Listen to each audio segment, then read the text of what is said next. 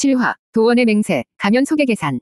유비는 황건적들이 사라진 방향으로 무작정 걸었다. 가면 아래 그의 얼굴은 아무런 표정이 없었지만 머릿속은 얼음장처럼 차갑게 계산을 시작했다. 복수, 그러기 위해서는 힘이 필요하다. 나 혼자서는 아무것도 할 수 없어. 사람이 필요하다. 나를 대신해 싸워줄 사람. 나를 위해 기꺼이 죽어줄 사람. 그가 마을 어귀에 다다랐을 때 고깃집 앞에서 시끌벅적한 소리가 들려왔다. 우락부락한 거한이 돈을 내지 않고 고기를 먹겠다며 행패를 부리고 있었다. 이봐, 주인장. 나라가 이 모양인데 고깃값 받을 정신이 있어. 이 고기는 내가 어지러운 세상을 바로잡는 데 쓸 힘이 될 것이니 영광으로 알라고. 주변 사람들은 겁에 질려 수군거릴 뿐 누구 하나 나서지 못했다. 그때 수레를 끌고 지나가던 붉은 얼굴의 사내가 조용히 입을 열었다. 값을 치르고 먹는 것이 도리일 텐데. 뭐야, 넌 또. 고깃집에서 행패를 부리던 거한, 장비가 눈을 부라렸다. 붉은 얼굴의 사내, 관우는 조금도 흔들림 없이 그를 마주 보았다. 세상을 바로잡겠다는 자가 힘없는 백성의 것을 탐하는가. 그것은 위가 아니라 폭력일 뿐. 내 놈이 위를 알아. 말 잘했다. 오늘 나한테 죽도록 맞고 위가 뭔지 배워봐라. 일촉즉발의 상황. 유비는 그 둘을 지켜보고 있었다. 가면 속 그의 눈이 차갑게 빛났다. 저 돼지 같은 놈은 범의 용맹함을 가졌군. 제어되지 않는 분노, 그 자체다. 붉은 얼굴의 사내는 용이다. 고요하지만 한번 움직이면 하늘을 가를 기세다. 그는 두 사람 사이로 천천히 걸어 들어갔다. 그의 등장은 싸움 직전의 험악한 분위기를 순식간에 바꾸어 놓았다. 유비의 온화한 미소와 차분한 눈빛의 장비와 관우조차 저도 모르게 주춤했다. 두 분, 잠시만 진정하시오. 유비의 목소리는 나직했지만 이상하게도 사람을 집중시키는 힘이 있었다. 형제, 그대의 기계는 하늘을 찌를 듯하나 그 힘을 백성을 향해 쓰는 것은 영웅의 길이 아닐 것입니다. 그는 장비를 향해 말했다. 그리고 관우를 돌아보았다. 형제 또한 그대의 위로움은 귀감이 될 만하나 위로움이 분노와 만나면 피를 부를 뿐입니다.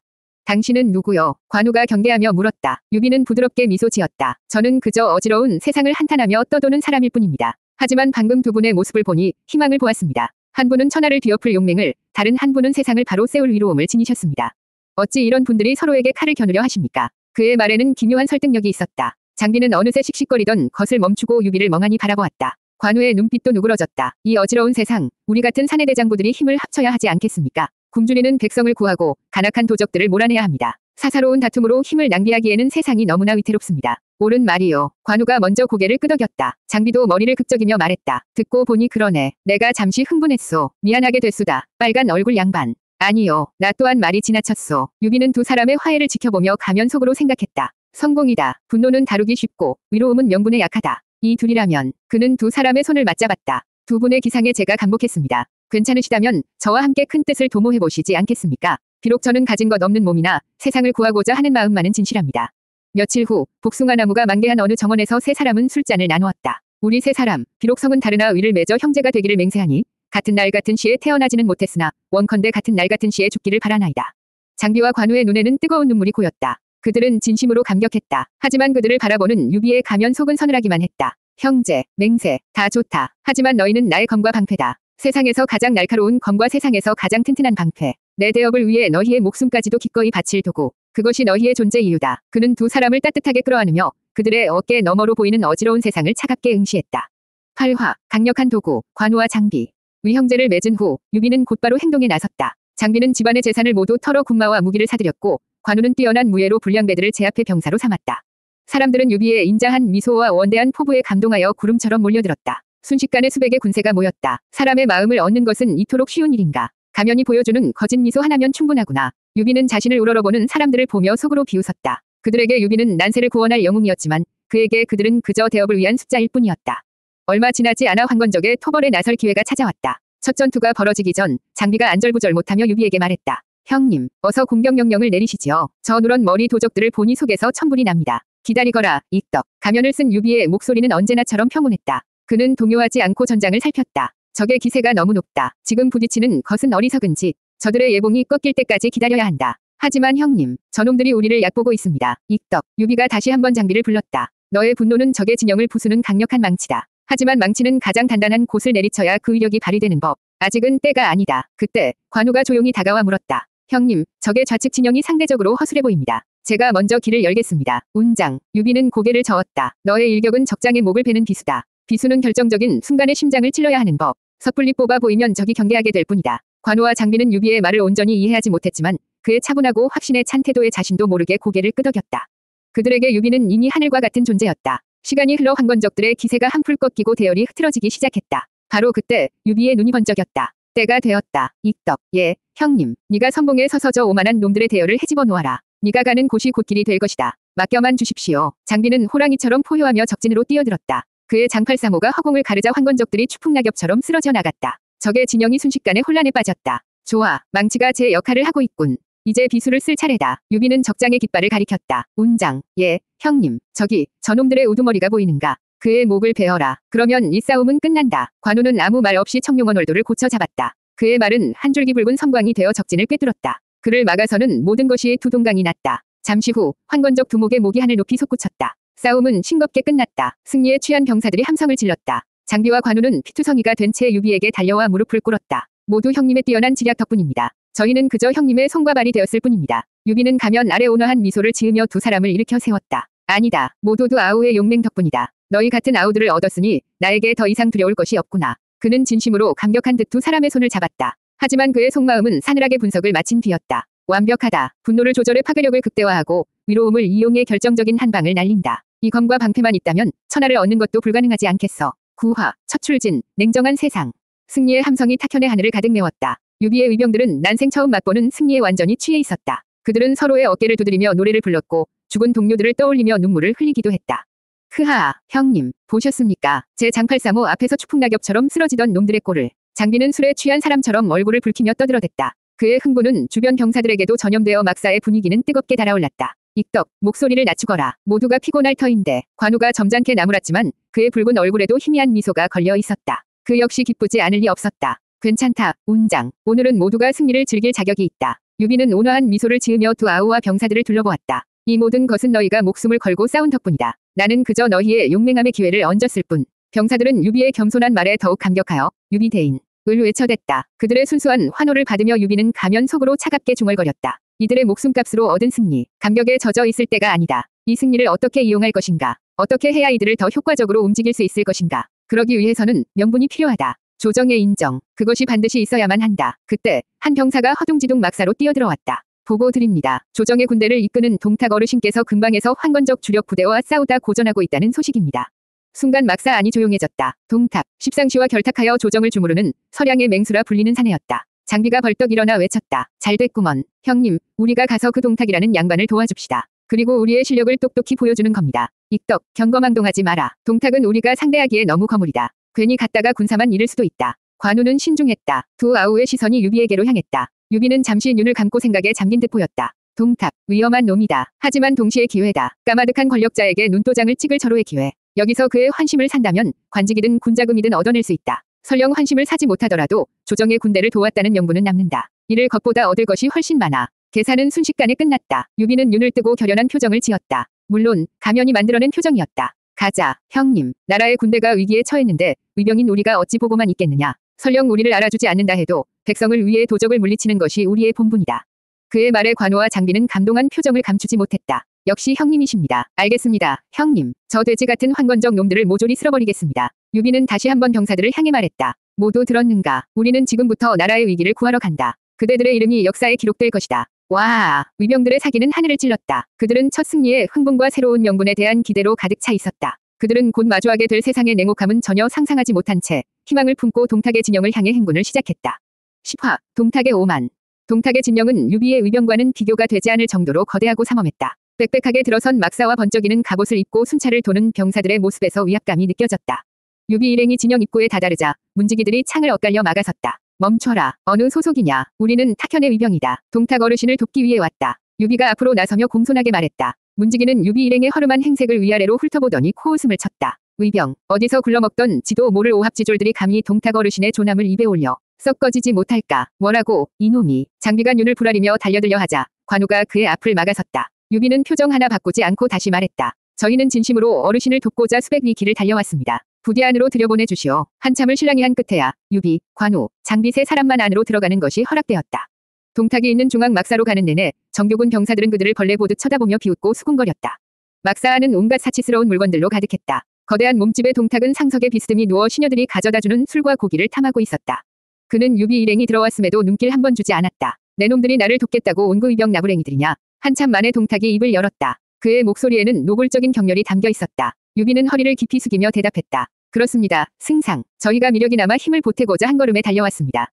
내 놈들의 그 미력한 힘이 내게 무슨 도움이 되겠느냐. 내놈, 관직은 무엇이냐? 아직 관직은 없습니다. 그럼 황실의 족보라도 있느냐? 어느 가문 출신이냐 이 말이다. 저는 한나라 황실의 후예이오나 지금은 먼 반계일 뿐입니다. 그 말을 듣자 동탁은 기다렸다는 듯이 박장대소했다. 막사 안의 장수들도 따라 웃었다. 황실의 후예, 돗자리나 짜서 판다는 놈이 하하하 세상 말세로구나. 천한 것들이 아무거나 갖다 붙이는구나. 이 돼지 같은 놈이. 모욕을 참다 못한 장비가 폭발했다. 그가 장팔사모를 고쳐 잡는 순간 관우가 쇠 같은 팔로 그의 어깨를 짓눌렀다. 익덕, 참아라. 유비는 재빨리 바닥에 엎드렸다. 승상, 아우가 어리고 철이 없어 큰 실언을 했습니다. 부디 중려주시옵소서. 아니, 이 모든 것은 아우를 제대로 가르치지 못한 제 잘못입니다. 저를 벌하여 주십시오. 가면 아래 유비의 입술이 잘게 떨렸다. 분노 때문이었다. 감히 나를, 이 돼지가 감히 내 근본을 모욕해. 내 놈의 그 비계 덩어리 목을 당장이라도 비틀어 버리고 싶구나. 들끓는 사례가 심장을 태울 것 같았다. 하지만 가면은 그의 얼굴에 완벽한 굴종과 두려움의 표정을 만들어내고 있었다. 동탁은 바닥에 머리를 박은 유비를 발끝으로 툭툭 건드리며 말했다. 내 놈 목숨은 파리 목숨보다도 하찮으니 살려주겠다. 하지만 너희 같은 천한 것들이 내 진영에 있는 것만으로도 군의 사기가 떨어진다. 당장 내 눈앞에서 사라져라. 다시는 내 눈에 띄지 마라. 성은이 망극하옵니다. 유비는 이마가 바닥에 찌어 피가 나는 것도 아랑곳하지 않고 몇 번이고 머리를 조아렸다. 그리고 관우와 장비를 이끌고 밖으로 나왔다. 막사를 벗어나자마자 장비가 울부짖었다. 형님, 어째서 참으셨습니까? 저놈은 죽여 마땅한 놈입니다. 차라리 저놈의 목을 베고 우리 다 같이 죽읍시다. 관우는 아무 말도 하지 않았지만 그의 얼굴은 분노로 시뻘겋게 달아올라 있었다. 유비는 천천히 몸을 돌려두 아우를 바라보았다. 그의 얼굴에는 온화한 미소가 걸려 있었다. 참거라. 오늘의 치욕은 우리가 힘이 없기 때문이다. 그는 동탁의 막사를 돌아보며 나직하게 그러나 얼음처럼 차가운 목소리로 말했다. 언젠가 저자가 내 발 아래 무릎을 꿇고 목숨을 구걸하는 날이 반드시 올 것이다. 반드시. 11화, 십상시와 빈손. 황건의 난이 평정되었다는 소식이 천하에 퍼졌다. 크고 작은 공을 세운 장소와 관리들은 수도인 낙양으로 모여들었다. 저마다 합당한 상과 관직을 기대하며 부푼 꿈에 젖어 있었다. 유비 역시 관우, 장비와 함께 수많은 위병을 대표하여 낙양에 입성했다. 형님, 드디어 우리가 해냈습니다. 이제 조정에서도 형님의 능력을 인정하지 않을 수 없을 겁니다. 장비는 처음 와보는 낙양의 거대하고 화려한 모습의 촌놈처럼 두리번거리면서도 흥분을 감추지 못했다. 익덕, 아직 아무것도 결정된 것이 없다. 조용히 때를 기다려야 한다. 관우는 여전히 신중했지만 그의 눈빛에도 희미한 기대감이 서려 있었다. 유비는 아무 말 없이 그저 온화하게 미소 짓고 있었다. 하지만 그의 가면 아래에서는 냉정한 계산이 쉴 새 없이 이루어지고 있었다. 황건적 토벌의 공. 이것은 내 이름 석차를 천하에 알릴 첫 번째 발판이다. 하지만 이 발판의 크기는 내가 결정하는 것이 아니지. 바로 저궁궐 안에 있는 늙은 여우들, 십상시의 손에 달려있다. 그는 뇌물을 바리바리 싸들고 권력의 중심부로 향하는 관리들의 행렬을 씁쓸하게 바라보았다. 그들에게는 바칠 금은보화가 없었다. 오직 목숨을 걸고 싸워 얻은 공적과 그 과정에서 쓰러져간 수많은 위병들의 피뿐이었다. 며칠을 기다린 끝에 유비는 겨우 십상시 중 한 명인 장양의 처소로 불려 들어갈 수 있었다. 비단으로 도배된 방 안은 값비싼 향 냄새로 코가 마비될 지경이었다. 분치를 두껍게 한 장양이 비스듬히 누워 눈을 가늘게 뜨고 유비를 훑어보았다. 네가 바로 탁현에서 위병을 일으켰다는 유비라는 놈이냐? 그렇습니다, 어르신. 유비는 공손하게 허리를 숙였다. 공을 제법 세웠다고 들었다. 그래서 바라는 것이 무엇이냐? 장양은 노골적으로 물었다. 대놓고 뇌물을 요구하는 것이었다. 유비는 잠시 침묵했다. 이 늙은 너구리 같으니 나라를 좀먹는 기생충 같은 놈. 내 놈의 목을 비틀어 그 탐욕스러운 창자를 모조리 끄집어내고 싶구나. 속에서는 사례가 들끓었지만 가면은 그의 얼굴에 세상에서 가장 순박하고 정직한 표정을 만들어냈다. 어르신, 저희는 오직 나라를 구하겠다는 일념으로 싸웠을 뿐 바라는 것은 아무것도 없습니다. 그저 조정의 명을 따를 뿐입니다. 하, 재미있는 놈이로구나. 장양은 코웃음을 쳤다. 그는 손가락을 까딱했다. 옆에 있던 하인이 두루마리 하나를 들고 와 유비에게 툭 던졌다. 읽어보아라. 너희의 공에 대한 조정의 보답이다. 유비는 조심스럽게 두루마리를 펼쳤다. 그곳에는 안희현현이라는 글자가 적혀 있었다. 낙양에서 수천 리는 떨어진 이름조차 들어본 적 없는 시골 마을의 말단 직책이었다. 현령도 아닌 그를 보좌하는 현위. 그것이 수천의 황건적을 패고 나라를 구한 공에 대한 대가였다. 성은이 망극하옵니다. 유비는 두루마리를 쥔 채 바닥에 이마를 박았다. 손이 부들부들 떨렸다. 분노 때문이었다. 가면 속에서 어금니가 부서져라 깨물었다. 내구성에 금이 가는 소리가 들리는 듯했다. 이것이 세상인가? 정의도, 공적도, 피와 땀도 이놈들의 금주머니 앞에서는 한낱먼지에 불과하구나. 좋다. 똑똑히 기억해주마. 그가 처소에서 물러나오자 밖에서 기다리고 있던 장비가 달려와 물었다. 형님, 어떻게 되었습니까? 대장군 자리라도 주던가요? 유비는 말없이 두루마리를 건넸다. 그것을 읽은 장비의 얼굴이 시뻘겋게 달아올랐다. 이게 대체 뭡니까? 장난하는 것도 아니고 안희현 현위. 차라리 우리더러 다시 돗자리나 짜라는 소리가 아닙니까? 내가 당장 쳐들어가서 저 늙은 여우 놈의 대갈통을. 익덕. 관우가 장비를 막아섰다. 그의 얼굴 역시 분노로 굳어 있었지만 그는 감정을 억누르고 있었다. 유비는 두 아우를 돌아보며 씁쓸하게 미소 지었다. 괜찮다. 하늘이 우리에게 더 큰 시련을 내리시는 게다. 지금은 때가 아니다. 가자. 우리의 첫 번째 땅으로. 그는 아무 일 없다는 듯 앞장서 걸었다. 하지만 그의 등 뒤로 주먹을 너무 꽉 쥔 나머지 손톱이 손바닥을 파고들어 붉은 피가 뚝뚝 떨어지고 있었다. 12화, 18로 제우, 모이다. 안희현으로 부임한 지 얼마 지나지 않아 천하를 뒤흔드는 소식이 들려왔다. 동탁이 헌제를 패하고 진류왕을 황제로 세우는 폭거를 저지른 것이다. 이에 조조가 경문을 띄우자 원소를 맹주로 하여 전국의 제후들이 군사를 일으켜 동탁을 치기 위해 모여들었다. 이른바 18로 제후 연합군이었다. 형님, 이것은 기회입니다. 장비가 경문을 들고 흥분해서 외쳤다. 저번에 우리에게 치욕을 안겨주었던 동탁. 그놈을 칠 절호의 기회입니다. 우리도 군사를 이끌고 합류해야 합니다. 유비는 말없이 창밖을 바라보고 있었다. 동탁 토벌. 이것은 안희현 같은 시골 구석에서 썩을 수 없는 나에게 하늘이 내려준 동아줄이다. 십상시 놈들에게 멸시당했던 나의 이름을 다시 한번 천하에 알릴 기회. 그리고 그 오만했던 동탁의 얼굴에 내 발을 올려놓을 기회다. 군사를 정비하거라. 우리도 출발한다. 유비는 짧게 명령했다. 그들은 얼마 되지 않는 병력을 이끌고 제후들이 모이기로 한 산조를 향해 밤낮없이 달렸다. 연합군의 진영은 그야말로 장관이었다. 원소, 원술, 조조, 송견, 한복 등 당대에 내로라 하는 영웅들의 깃발이 바람에 나부끼고 있었다.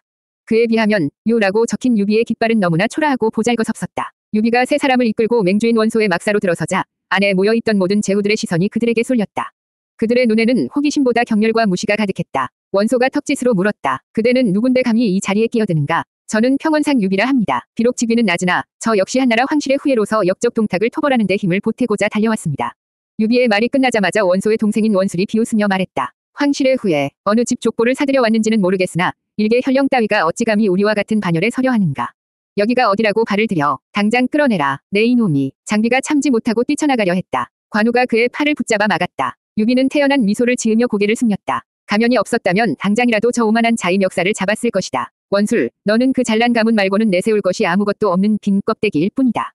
기다려라. 내 놈의 그 오만한 혀를 뽑아버릴 날이 올 것이니. 그때 한쪽 구석에 앉아있던 조조가 입을 열었다. 공용, 그만두시오. 비록 직위는 낮으나 뜻을 함께하고자 먼 길을 달려온 분에게 너무 박하게 구는 것은 연합군의 사기에도 좋지 않소.